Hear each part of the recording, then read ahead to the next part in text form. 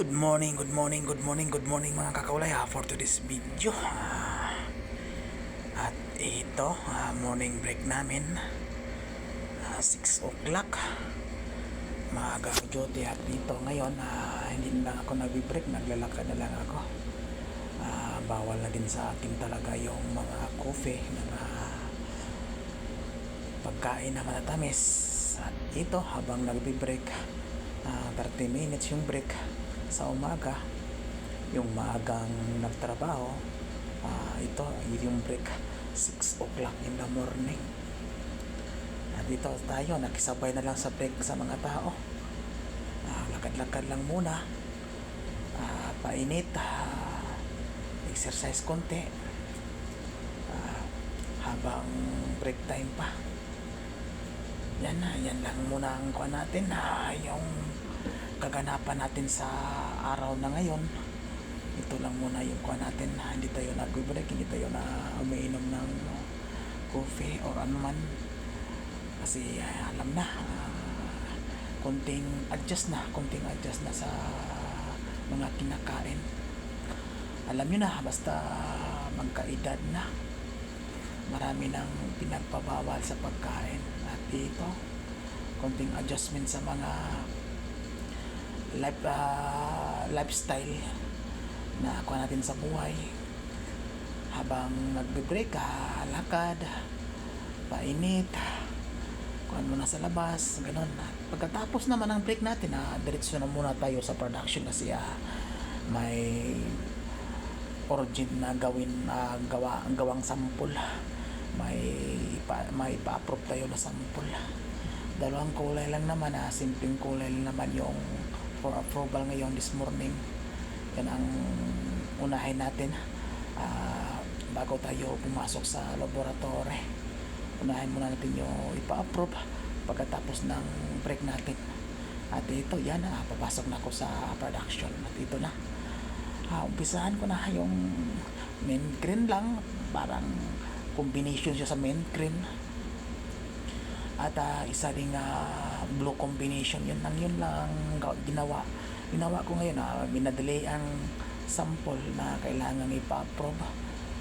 At bigyan ko lang ng isang litro yung kulay na yan. At yun ang kuha nila. Ito yung sample at nilagyan ko lang din ng color code. Yan, basta color code. Ayan, nakasabay yung pangalan ko, Dasby. Yan ang laging nakatatak na color code, kasama na yung initial na pangalan ko. Ganun lang. At yung isa naman, at kulay blue. Ganun lang kakuha natin ngayon yung trabaho. At pagkatapos nito, magpa-approve. Ayan, sa tingin nyo, medyo malapit talaga siya. Yan ang for approval. Yan, ganun lang yung kanan tayo. Madali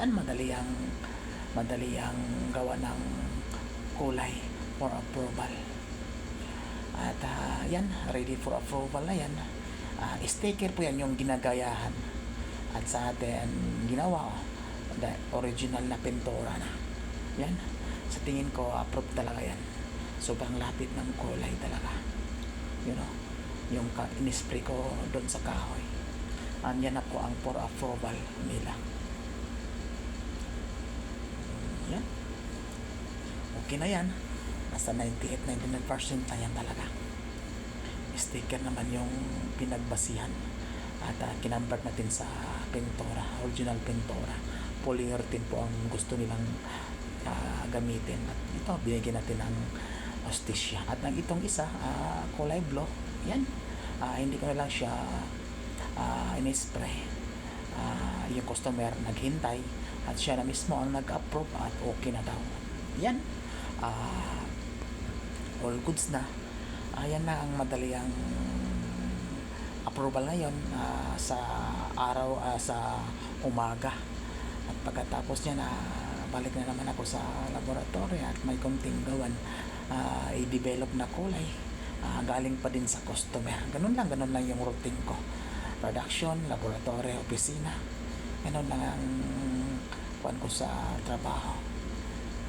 Kung anong mga problema sa customer, puntahan ko din kung anong mga problema, kung mga pagdidemo, yung mga baguhan sa larangan ng furniture company ng isang kumpanya. Ayan, ako mismo ang magdidemo paano ang mga procedure, paano ang mga pagkuha ng pintura. Ganun talaga ang isa sa mga trabaho ko.